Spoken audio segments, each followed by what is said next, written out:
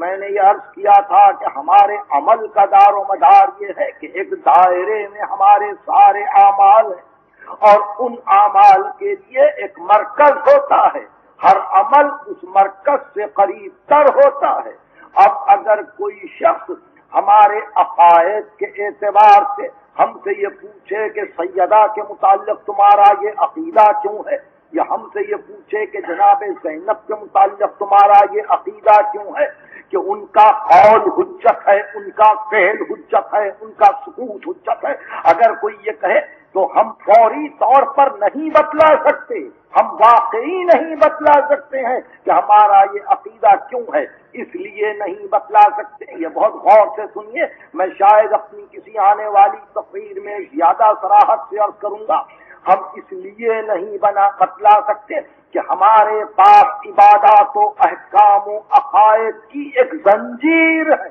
ایک زنجیر ہے، یہ سب مسلسل ہیں، ایک کڑی کو سمجھانے کی کوشش میں پوری زنجیر کو سمجھانے کی ضرورت آئی ہوتی ہے۔ اس لیے درمیان میں سے اگر ہم سے کوئی پوچھے کہ پاؤں کو کیوں نہیں دھویا، مسا کیوں کیا، سر پہ مسا کیوں کیا، تو ہم صرف یہی کہیں گے کہ ہمارے پاس مجتہد عالم کا فتویٰ یہ ہے۔ اس سے زیادہ ہم استدلال نہیں کر سکتے، مجبوری نہیں ہے مگر ہم نہیں کر سکتے یا نہیں کرنا چاہتے۔ اس بحث کو پھر سمجھنے کی کوشش کیجیے، یعنی درمیان میں سے آپ کے احکام و عبادات کے کوئی شخص کسی مسئلے کو لے کے پوچھے کہ اس کو سمجھانے کی کوشش کیجیے تو آپ کا واحد جواب یہ ہوگا مجتہد عالم کا فتویٰ ہے، اگر فروع دین میں ہے اور اگر اصول میں ہے تو ہمارے عقائد، اور اگر اس نے کہا کہ مجتہد عالم کا فتویٰ کس بنا پر، آپ نے کہا نفس معصوم کی بنا پر، نفس معصوم کی بنا پر، اس بات سے کہ امام حسن عسکری اور حضرت حجت نے یہ فرمایا۔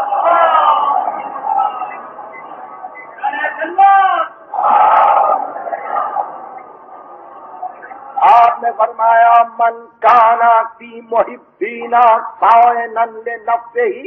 حافظا لدینہ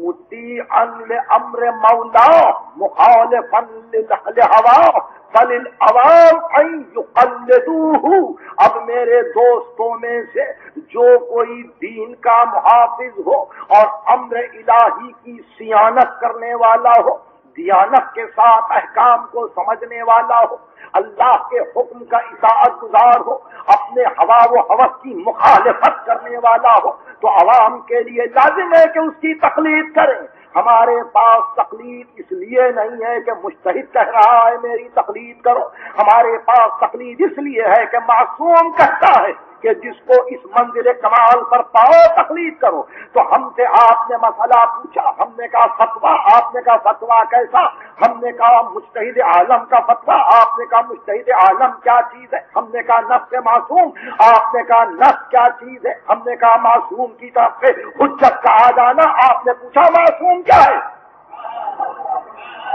اب سلسلہ یہاں تک پہنچا تو اس طرح سے آپ مختلف نقاط سے ہوتے ہوئے دائرے تک آئے۔ معصوم وہ ہے جو کاشف مرضی الہ ہو،